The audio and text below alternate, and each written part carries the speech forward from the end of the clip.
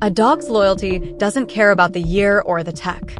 No matter the breed or century, they're always there, your shadow, your companion, your reason to smile when everything else feels broken. I once had a cyber-enhanced mutt named Bandit, a border collie mix with a personality bigger than his upgrades. He passed in 2023, just before the big wave of neural implant tech rolled in. Losing him felt like a piece of my code was ripped out. We landed in what could only be described as a ghost of a settlement, its skeletal remains nestled in the jagged edges of a rocky wasteland. The air smelled of rust and decay, and the buzz of my drone companion, VYX, was the only sound cutting through the oppressive silence. The locals didn't hide their unease. Men leaned against crumbling walls, their augmented eyes scanning us with suspicion. Women quickly gathered their children and disappeared into darkened doorways, their faces etched with fear. We weren't here to pick a fight, but the tension suggested they thought otherwise. Typical. My mission wasn't about conflict, it was about healing. Always has been. After some coaxing, an elderly man finally shuffled forward, his posture bent like the brittle cane he gripped. His beard was a cascade of silver wires, more cybernetic than organic. Through the interpreter module in my neural HUD, he explained he had a skin condition. The translation wasn't perfect, but it was enough. I told him I needed to examine him, and after a hesitant nod, he lifted the tattered fabric of his robe. What I saw made me wince. His leg was a patchwork of infected flesh and glowing bioaugmentation gone wrong. The infection had spread deep into the organic tissue, threatening to short out the cybernetics embedded in his limb. Antibiotics, I murmured, reaching into my medkit. I pulled out a vial of amoxicillin, a relic of the pre-cyber era but reliable in emergencies. It wasn't calibrated for his hybrid physiology, but it was better than leaving him to rot. I double-checked his weight estimate against my HUD's auto-dosage function and handed him the vial. "Take this," I said, my tone soft but firm. "It'll help for now." Why bother helping these people? They'd probably turn on us the second we leave, grumbled a soldier as I crossed his path. His cyber-enhanced arm rested on the grip of his plasma rifle like he expected trouble at any moment. I paused, glancing back. "Look, I'm here to patch people up, not play politics. They need help, so I help. Don't care if they love me or hate me," I said flatly, my tone sharper than the edge of a monoblade. He scoffed, muttered something under his breath, and stalked off, his boots kicking up dust from the cracked asphalt. A young man, couldn't have been more than mid-20s, limped into view, wincing with every step. His ankle was swollen to the size of a drone battery. Sprain, my neural HUD confirmed as I scanned him. I dug into my medkit and pulled out an ankle brace I'd used before, nothing fancy, but functional. I handed it over with an instant cold pack and showed him how to use it. "Keep weight off it for the day," I said, though I doubted he caught more than my tone. His eyes were wary, distrustful, but he took the items and hobbled back to his home, his augmented leg joints creaking faintly. By mid-afternoon, the tension in the air had started to fade. The soldiers were loosening up, their laughter echoing through the crumbling village. A few of them kicked around a makeshift ball with some kids, the sound of joy a stark contrast to the static of our usual battlefield comms. No gunfire, no explosions, no casualties. For the first time in weeks, it felt normal. I caught myself smiling, a rare indulgence in a world like ours. Then came the girl. She was about my age, her arms cradling a dog that looked like it had barely survived the wastelands. Its fur was matted with grime, its breaths ragged, and its cyber eye flickered weakly. She thrust the animal toward me, speaking rapidly in a language my translator struggled to keep up with. "I'm not a vet, I'm a medic," I said, holding my hands up in protest. But she wasn't having it, her resolve written in the sharp lines of her expression. With a heavy sigh, I gave in. The dog whimpered softly as I set him down, refusing to put weight on one hind leg. A jagged wound stretched across his hip, oozing blood and oil. "All right, buddy, let's fix you up," I murmured, reaching for a water bottle to flush the gash. The dog flinched at first, but settled under my touch, his tail giving a feeble wag. I applied a layer of antibiotic gel and wrapped his torso in sterile gauze, my fingers moving quickly but gently. For the leg? I could only hope the limp was temporary, maybe pain, maybe strain. Anything more would have required gear I didn't have. I explained all this to the girl through my HUD translator. She nodded, her tense expression softening into a small smile. As she picked up her dog, the little guy licked my cheek with enthusiasm, his rancid breath earning a grimace I tried to hide. She laughed softly, gratitude shining in her eyes, and walked away cradling her patched-up companion. Somewhere deep inside, a part of me that had grown numb over the years stirred. Maybe it was the way the dog had wagged its tail despite the pain. Maybe it was the girl's smile. For a moment, it felt like humanity wasn't completely lost in this neon-soaked dystopia. "Got yourself a girlfriend, Astra?" a soldier quipped as the sun dipped below the jagged horizon, neon streaks of light reflecting off the dust-choked sky. "Cut the crap, I just care about the damn dog," I shot back, probably blushing under my visor. My reply earned a round of chuckles from the crew. Before anyone could dig further into the topic, the command crackled through our comms. "All right, people, mount up." I distributed the last of my supplies, patch kits, painkillers, and dermal repair nanites, making sure the translator conveyed my message. We'd be back soon, and I wanted to follow up on my patients. As I packed up, I noticed something different. The villagers were no longer hiding in the shadows or behind cracked doors. They moved among us, wary but no longer afraid. I thought, foolishly, it seems, that we were building a bridge. That maybe for once, we were more healers than invaders. As I climbed into the hover transport, its thrusters humming faintly, a middle-aged man sprinted toward us, his face drawn tight with worry. He waved his hands, desperation etched into his every move. The translator processed his words into my ear implant. "The Syndicate won't allow us to speak to you or accept your help. They've threatened to kill anyone who disobeys. You shouldn't come back." We exchanged glances, the air inside the cabin thick with tension. I heard someone mutter, "Let them try. We've put enough Syndicate foot soldiers in the ground already."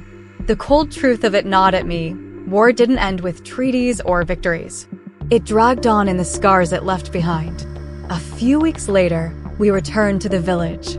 To my surprise, the mood was radically different. Villagers greeted us warmly, some even smiling. They lined up in an orderly fashion for aid, and for once, it felt like we were doing something more than just damage control. There were no shattered limbs, no plasma burns, no emergency stims. Today was about care, not survival, and I found myself breathing a little easier. A local man led me to a small brick structure with flickering hollow lights, offering it as a makeshift clinic. I set up my gear inside as two of my guys stood guard at the entrance, their smart rifles scanning for threats. "Put your weapons down." "You're scaring them," I said, my voice low but firm. "No way, Doc," one of them replied, his helmet feeding him combat analytics in real time. "These people are watching us too closely. They're planning something, I can feel it." I stared at him, disbelief and irritation bubbling to the surface. Planning what? Ambushing us with their migraines and sprained ankles? Real sinister. The other guard shrugged, nonchalant. "You do your job, we'll do ours." With a frustrated sigh, I stepped into the clinic, leaving the paranoia behind. The tension between us and the villagers lingered in the air like static before a storm, but for now, my focus was clear. Help them, one wound, one illness, one fragile step toward trust at a time. Here's the revised segment in Astra Vane's cyberpunk voice and setting. After the line of villagers trickled out, mostly with ailments that a quick dose of synth painkillers could fix, the same young woman with the dog stepped inside. This time, her scrappy little mutt was on all fours, barking excitedly. The sound was so jarring against the usual drone of thrusters and distant combat alerts that I couldn't help but smile. "Hey, looks like he's back to his old self," I said through the translator, my voice warm as she grinned at me. "Yes, you're very good, Mr. Doctor for people," she teased, laughing softly. "Everything all right with you?" I asked, noticing how she shifted awkwardly. She pointed to her stomach, her expression unsure. My mind raced. Cyber implant malfunction? Injury? Pregnancy? Monthly maintenance issue? I asked, awkwardly tapping into my rusty bedside manner. Real smooth, Astra. She nodded, her cheeks flushed with embarrassment. I quickly handed her a small container of biocompressed painkillers. These should help. Take 2 every 6 hours, max. She took the bottle and shook it gently, her face lighting up as though I'd handed her gold. You're very kind to us, she said, her tone more serious now. The syndicate hates you, but you still help us. Why? I shrugged, trying to keep it professional. I'm just doing my job. My name is Mina. What's yours? Her warm smile disarmed me for a second. I hesitated, then answered, Astra. What a strange name. I'll just call you Doctor, she said with a playful laugh. I couldn't help but chuckle along. When will you come back? Will you stay for dinner? She asked, her expression softening. Was she blushing, or was that just the neon glow from the bio lamps outside? We'll be back eventually. As for dinner, let me check with my team, I said, already bracing for the inevitable rejection. Outside, I found the platoon leader standing by the hover transport, his cyber arm gleaming under the neon haze. Hey, LT, a local invited us for dinner. Any chance we can stick around a bit? The look he shot me was pure disbelief, a mix of irritation and mild amusement. Dinner? Are you glitched, Doc? No, absolutely not. Pack up, we're wheels up in 30. I sighed and returned to Mina. We can't stay for dinner. I'm sorry, I said, genuinely regretting it. Her smile faltered, but she shrugged it off and rummaged through her satchel. Then take this, she said, pressing a wrapped package into my hands. What is it? Wrote, she said proudly. I like to bake. It's for you. I stared at the bread, stunned. Wow! Thank you so much, Mina. I wish I had something to give you in return. She shook her head, her braids swaying behind her. You already do enough, Astra Doctor. Just promise to stay good. I smiled and extended a hand. She grasped it, her grip firm but kind. We held that moment for a beat before she turned and walked away, her dog bouncing happily at her side. Mina was striking, with long black hair woven into a tight braid and a bright, patchwork shawl draped over her slim frame. Her red hijab shimmered faintly, its fibers infused with low-grade synth textiles that refracted light. Despite the rugged sandals on her feet and the dust staining her hem, her energy radiated something pure and untouchable. I carefully placed the rope bread in my pack, ensuring it wouldn't be crushed under the medtech. As I stepped out, the 2 guards smirked, their weapons still cradled at the ready. Doc's got himself a date, one of them snickered. Seriously, go frag yourselves, I muttered, brushing past them. Their laughter followed me back to the transport, but I didn't care. Mina's kindness lingered longer than their teasing ever would. That night, back in my sleeping pod under the buzz of low-frequency generators, I unwrapped the loaf Mina had given me. It was heavier than it looked, its aroma carrying faint notes of spice and warmth even through the packaging. I stared at it skeptically. Probably poisoned, a soldier quipped as he dropped into the seat across from me. If it is, I know where you sleep, I shot back, smirking. I tore a piece off, noting its moist, almost fluffy texture, odd for something out here in the barren expanse. Without hesitation, I handed him a chunk. He shrugged. Frag it.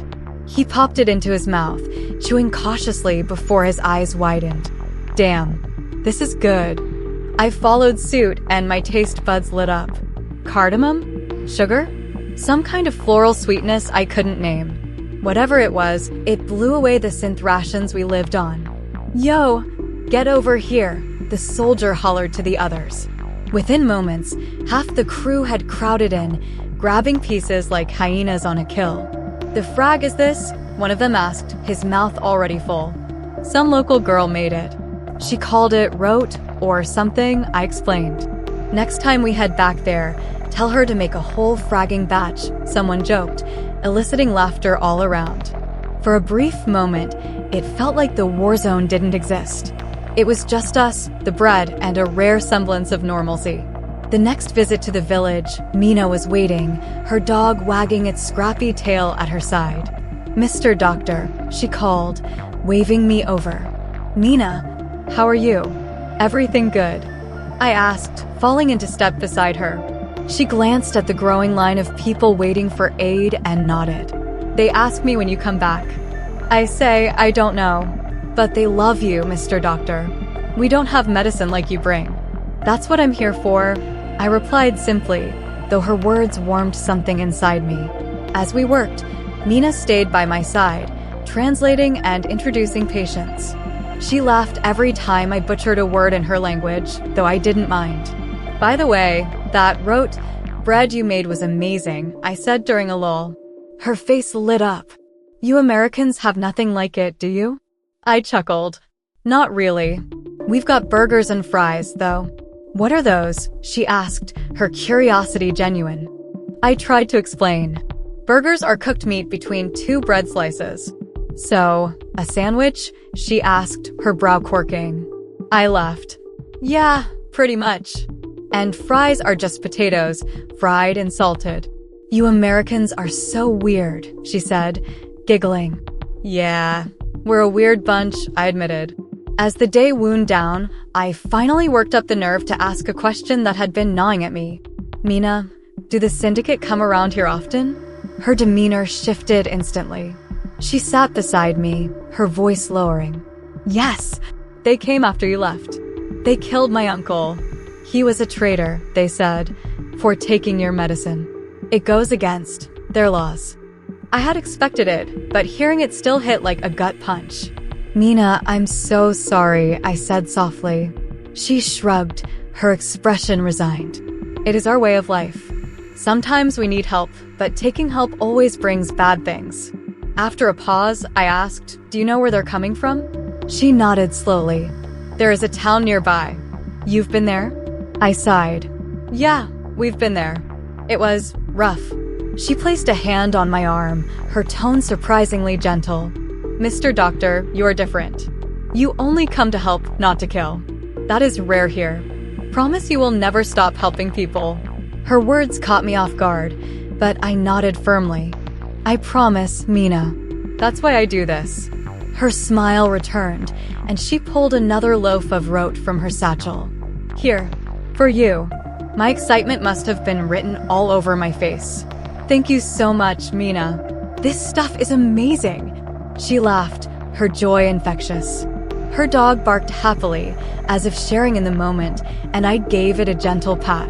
That night, back at base, the rope bread once again became the star of the show. "Hey, Doc's got that good shit again," someone shouted, and soon I was surrounded by the hungry masses. "Back off, you fragging vultures." I protested, trying to shield it from the onslaught. "Come on, Doc. Share the wealth." I laughed as I gave in, handing out pieces to the crew. Even the LT and commander joined in, nodding approvingly after their first bite. "Damn, document. You know how to treat a squad," one of them joked, and for a brief moment, we weren't soldiers or medics. We were just people, laughing over a loaf of bread in the middle of a war. None of us knew what the next visit would bring, but for that night, it didn't matter. It was blisteringly hot when we rolled into the village again. But Mina wasn't waiting for us this time. No line of villagers. No barking dog. What the hell is going on? I muttered to a nearby soldier. "Smells like shit," he replied grimly. It wasn't just shit, I knew that smell. Death rot. When bodies lay too long under the sun and decomposition set in, it clung to the air, foul and unforgettable. My stomach twisted as dread settled in. I stepped out of the Humvee, rifle ready but heart pounding. I moved through the village, house by house, searching. Families lay sprawled on blood-stained floors, their lives stolen violently. Women, children, men, no one had been spared. Some had been mutilated, hands or feet hacked off. Others, their clothes were torn in ways that made me feel sick, knowing what had likely been done. My heart raced as I pushed open a familiar door, dread mounting with every step. "Doc," someone called softly. I'm sorry, man." I turned the corner and froze. Mina lay there, lifeless, her small frame crumpled on the cold stone floor. Beside her was the body of her dog, unmoving and bloodied. For a moment, I couldn't feel anything. No anger, no grief, just a hollow, endless void. Then the rage came, burning through my veins like fire. Fucking animals, I spat through clenched teeth. Those inbred, cowardly bastards. My voice was shaking as I stormed back out of the house. LT, I barked. We're done here. The platoon leader caught my tone immediately. You alright, Doc? No, I'm not alright. A soldier came over, gripping an entrenching tool. Hey man, let's give her a proper burial. She deserves that much. I stared at him for a moment, then nodded. Together, we carried Mina and her dog outside the village limits. Word spread quickly, and soon, more of the guys showed up. One by one, they dropped their packs and weapons, grabbing shovels or helping carry stones to mark the grave. I worked in silence. Every shovel of dirt I flung feeling like a small piece of my heart was being buried with her. We wrapped her body in a clean sheet we'd found in another house. Her dog was nestled beside her. When the grave was ready, the LT placed a hand on my shoulder. You want to say something? I shook my head. No, sir. I just want to kill every last one of those motherfuckers. The sentiment hung heavy in the air, unspoken, but shared by every man there. We covered the grave with dirt, marking it with a makeshift headstone made from stones and a piece of wood. The ride back was silent. No jokes, no chatter, just the hum of the engine and the unrelenting weight of what we'd seen. That night, I lay in my bunk, staring at the ceiling. My thoughts were a storm of anger and sorrow. I didn't love Mina, not in a romantic way, but she was proof that not everyone in this place was an enemy. She was a light in the darkness, a reminder that good people still existed, even in the most desolate corners of the world. I thought of her laugh, her smile, her impossibly sweet dog, and that damn bread she always brought me. Her death changed me, hardened me in ways I didn't think were possible. More than the bullets I'd dodged, more than the blood I'd been drenched in, more than the dying soldiers I'd held in my arms. Mina's death was a stark reminder of what I was fighting for, not the mission, not the orders, but the people. It made me swear to never let one of my guys die if I could stop it. To dive headfirst into gunfire if that's what it took. It reminded me that in a world as dark as this, I had to be the light for someone. And sometimes, when I'm alone, when the world goes quiet, I hear her voice again. Mr. Doctor, promise that you will never stop helping others. I promise, Mina. Days passed, the hours blending into one another. The heat and dust of the desert, the constant roar of the engines, the weight of the M4 in my hands. Everything felt mechanical now. I moved through the motions of life on base and during missions, each day one step closer to something I couldn't name. The loss of Mina stayed with me like a shadow I couldn't outrun. It was a presence that gnawed at the edges of my mind, pushing its way into my thoughts at odd moments. When I scrubbed blood from my gloves or tended to a fellow soldier's wound, I thought of her. When the roar of gunfire rang out across the valley or when the bombs dropped with their thunderous, shaking force, I thought of her. When the sounds of dying men filled the air, I heard her voice again. Promise me, Mr. Doctor, that you will never stop helping others. The men around me didn't talk much about it. We had our own ways of dealing with the aftermath of something like this. Most of the guys kept to themselves, working through their grief in whatever way worked for them. Some hit the gym. Others spent hours on the range, polishing their skills. A few drank until they forgot. I threw myself into my job, bandaging wounds, checking vitals, cleaning the field hospital. But every moment felt like I was dragging a part of my soul through the muck, holding onto it by a thread. The platoon leader, LT, kept a close eye on me. He knew I wasn't the same. It wasn't just that I'd lost my usual fire. Something deeper had changed. My optimism had been shattered, replaced by a quiet rage I couldn't explain. The kind of anger that bubbles just beneath the surface and makes you second-guess your every move. One evening, as the sun began to dip below the horizon, casting the sky in a blood-orange hue, LT called me over. Doc, I've been meaning to talk to you. I nodded, glancing around. The men were scattered across the camp, unwinding after another day spent in the field. The hum of generators and the sharp crackle of radio static filled the air. "What's on your mind, sir?" I asked, trying to sound neutral. LT exhaled, rubbing the back of his neck. "You've been holding up okay?" "Yeah, I'm fine," I replied, not meeting his gaze. "I'm not blind, Doc," he said quietly. "You're not fine. You've been shutting down, and I get it. But you need to talk to someone. You've seen too much, been through too much. You're not a robot." I clenched my jaw, the familiar knot of frustration tightening in my stomach. "I don't need a therapist, LT. I just need to keep working." "That's not enough," he replied, his tone firm but not unkind. "You're a good medic, document hell, you're one of the best. But you can't keep pushing yourself like this. It's not just about doing your job. It's about staying human." I wanted to argue, to tell him that I didn't have the luxury of being human anymore, that humanity didn't survive in a place like this. But I knew it wouldn't help. So, instead, I just nodded. "I'll think about it," I said, though I knew I wouldn't. Talking had never been my strong suit. LT gave me a final look, one that said he wasn't satisfied with my answer, but wasn't going to push it further. "All right, document. Just don't do something you'll regret." I watched him walk away, the weight of his words sinking in like lead. I had no intention of regretting anything, but I was starting to wonder if I'd already lost a part of myself I couldn't get back. That night, the quiet of the base felt different.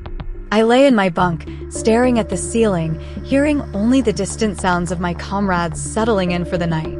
But something was missing. The usual chatter, the jokes, the laughter. It all felt hollow now. Then, unexpectedly, there was a knock at my door. I pushed myself up, surprised. Most of the time, no one bothered me after hours. When I opened it, I found one of the younger soldiers standing there, looking nervous. "Hey, Doc," he said, his voice tentative. "Can we talk?" I raised an eyebrow. "Yeah, sure. Come in." The soldier stepped inside, glancing around as if checking to make sure we were alone. He was a kid, probably barely 20, with a fresh-faced innocence that contrasted sharply with the hardened men we had become. I don't know how to say this," he began, shifting on his feet. "Spit it out, man," I said, settling back into my bunk. He hesitated for a moment before speaking. "I just wanted to say, I know what happened with Mina, and I just wanted to make sure you're okay. I don't know if you've noticed, but a lot of us were worried about you." I stared at him, my mind reeling. This wasn't something I had expected. He was one of the younger guys, not someone I'd ever really connected with. "Worried about me?" I echoed, raising an eyebrow. "Yeah," he said, shifting uncomfortably. "You've been off, document. Like, really off. And we don't know how to help, but we wanted you to know that we're here. If you ever want to talk, or whatever." I blinked, taken aback by the sincerity in his voice. These were soldiers, tough, battle-hardened men. They didn't care about emotions or feelings. And yet, here was this kid, offering support in his own way. I sighed deeply. "I appreciate it, man. Really. But there's nothing to talk about." The soldier nodded, though his face showed that he didn't quite believe me. "Okay, but if you change your mind." I gave him a small nod, watching as he left. Alone again, I let out a breath I hadn't realized I'd been holding. There was so much anger, so much sorrow tangled up in me, and I didn't know how to untangle it. I glanced at the small picture I kept by my bed, the one of Mina and her dog, the only thing I had left of them. It was a simple thing, a memento I never thought I'd need. But now, it felt like the last connection I had to a world I couldn't reach anymore. I promised her I would never stop helping others. But I had to wonder, how could I help anyone when I couldn't even help myself? The next day, we were back in the field. We rolled into a new village, a new mission. The faces were unfamiliar, but the routine was the same. Patients lined up for treatment. I checked vitals. I handed out pills. I bandaged wounds. But every time I looked at one of the villagers, I couldn't help but see Mina. Her smile, her laugh, her soft eyes full of hope. I had failed her. And in a way, I had failed every single person I had ever promised to protect. I didn't know how long I could keep doing this. But as long as I was here, I would continue to help. For Mina. For the men who relied on me. For the people who had no one else. And maybe someday, I would find a way to help myself too.